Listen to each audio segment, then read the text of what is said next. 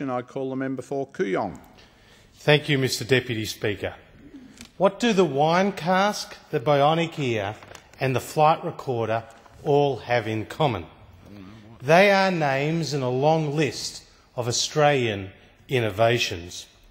For Australia to prosper and to compete in the future, this list must grow, and we in this place must do all that we can to cultivate and facilitate a business culture of enterprise and innovation. However, the Labor government has not got this message, and that is why, Mr Deputy Speaker, I rise today to speak on the Tax Laws Amendment Research and Development Bill 2001.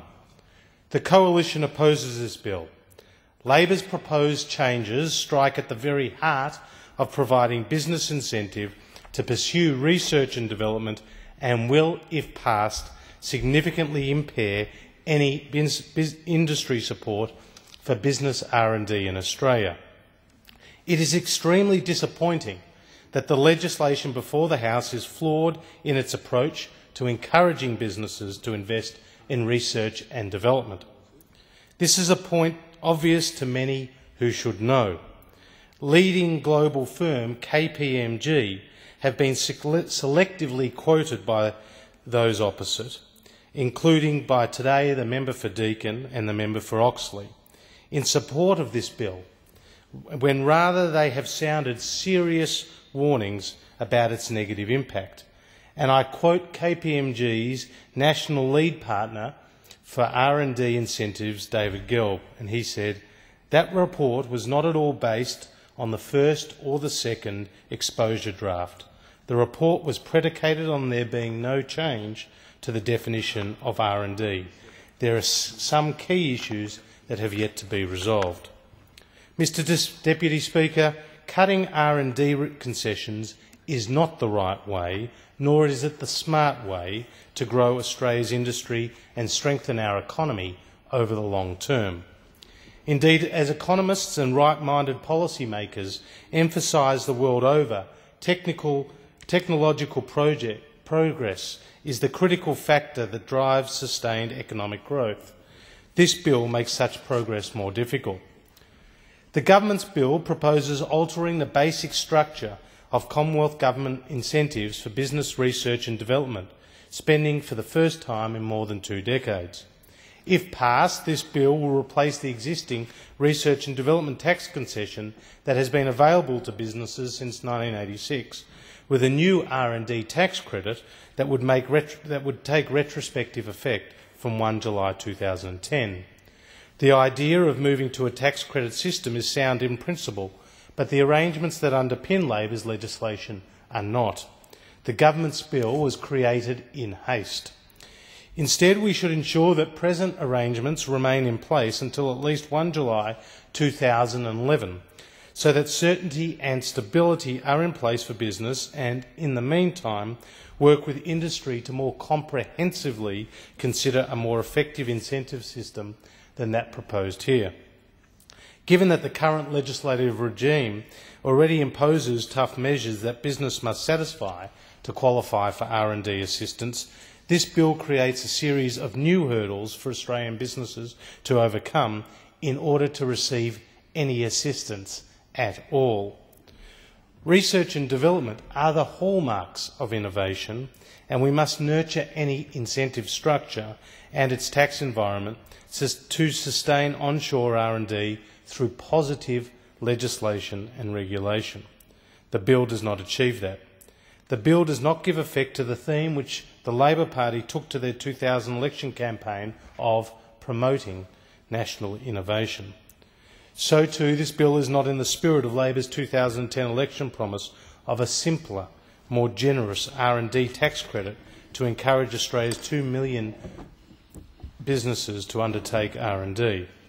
Its substantive effect is quite at odds with what is claimed and in fact winds back support for research and development in Australia. During a recent Senate Standing Committee on Economics inquiry into this bill, Medicines Australia expressed concerns when it highlighted the complexity of the bill's rules relating to core and supporting R&D. And representatives from Australia's university sector similarly suggested that any loss in R&D investment in Australia would negatively impact on the university's R&D capabilities. Both groups instead support more expansive definitions of eligible R&D. The government, Mr Deputy Speaker, have seemed to have turned a deaf ear to those concerns and that of many others, while hastily drafting and pushing through this bill. The key issue before the House is whether the mechanism proposed in this legislation is going to be effective in encouraging research and development. On this side of the House, we are clearly of the opinion that it will be ineffective. If anything, to quote Sandra Mason, tax partner at PricewaterhouseCoopers, in an article that appeared in the Australian Financial Review on the 1st of February this year, the government's idea of a new R&D incentive is, quote, a kick in the guts for business.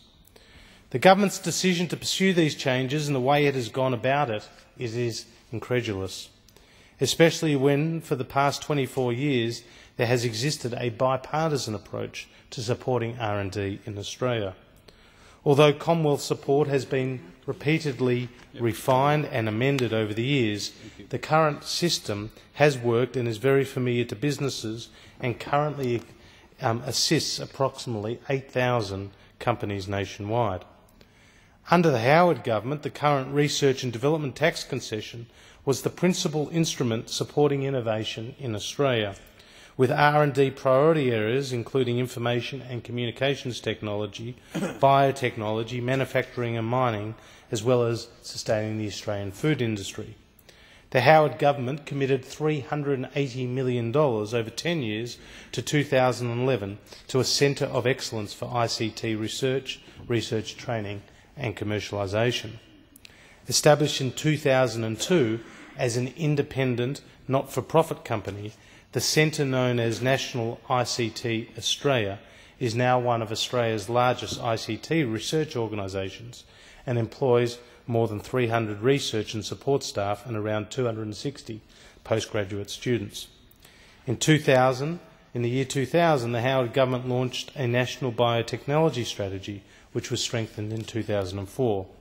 The strategy was designed to enable government and key stakeholders to work together to ensure that developments in biotechnology were harnessed for the benefit of the entire Australian community, industry and the environment, and to strengthen Australia's competitiveness in biotechnology. The current tax concession that has made these and similar cutting-edge research and development opportunities possible has been achieved within an estimated cost to the budget of $1.5 billion in the most recent financial year. However, when it comes to R&D, this Labor government has consistently let the side down. This new incentive scheme has been contentious from the outset, most of all among those Australian businesses most committed to investing in science and innovation. Labor's recent inability to articulate whether or not they will provide $7.5 million to the Soldier Survivability Program is just one illustration. The program, which is aimed at improving the protective armour and personal survival equipment used by Australian troops on the front line, is an excellent example of Australian R&D, Australian ingenuity and know-how. Under this bill, the activities eligible for support has been drastically reduced by the government. Within the current system, R&D activities must be innovative, quote, or involve a high level of technical risk to receive support. The government's legislation would change this requirement to, quote, considerable novelty and high technical risk. The proposed new incentive is a significant departure from the existing incentive and should be described as an entirely new measure, as the test for eligibility will not be tightened but substantially changed.